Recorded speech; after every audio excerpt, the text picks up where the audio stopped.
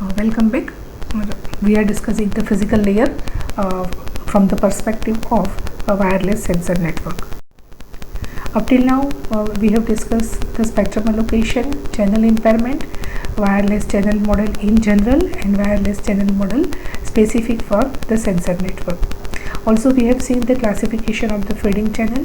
We have seen the definitions like Doppler spread, delay spread, coherence time, coherence bandwidth, and we have classified the channel.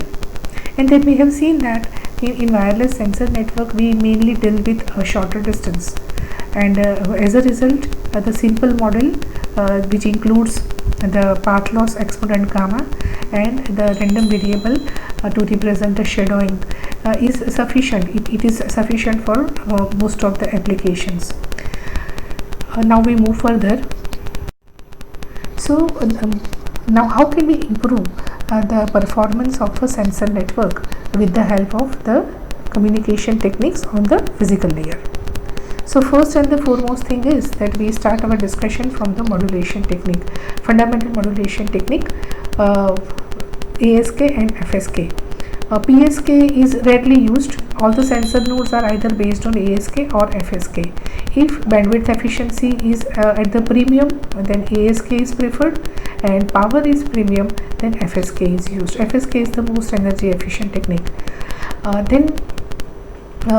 Depending on the channel condition, we can increase or reduce the M-Array number, that is how many bits per symbol we can transmit. If channel is good, line of sight is available, we can use high M-Array number, that is using one symbol we can send more number of bits.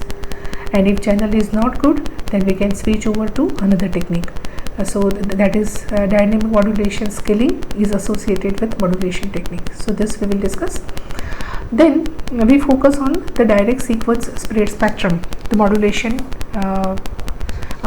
spread spectrum modulation techniques.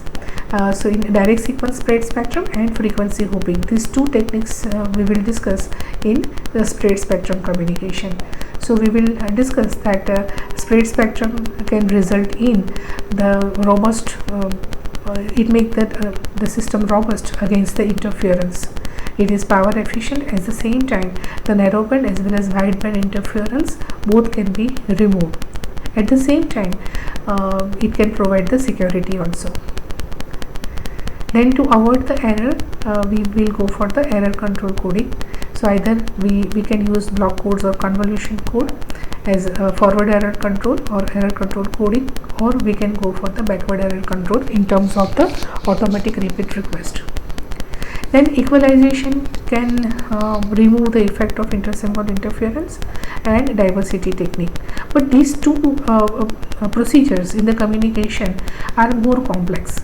So they can be used in special cases where the hardware is capable of withstanding the complexity.